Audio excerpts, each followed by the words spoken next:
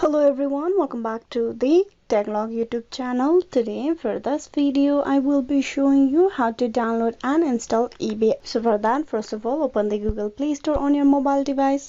This video is particularly for the Android users. If you are using the iOS device, you need to tap open the App Store.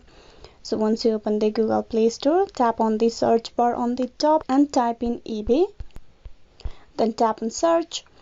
This will show you the eBay application on the top. Now you tap on install beside it and wait for the application to be downloaded. eBay is one of the biggest shopping place where you will be able to find all the required equipments or the product that you want for yourself.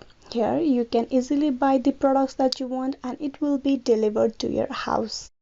The downloading process of the eBay is completed. Now you tap on open and with that you have successfully downloaded and installed the eBay application for your mobile device. Hope this video was useful. Please like and subscribe the Techlog YouTube channel. Thank you.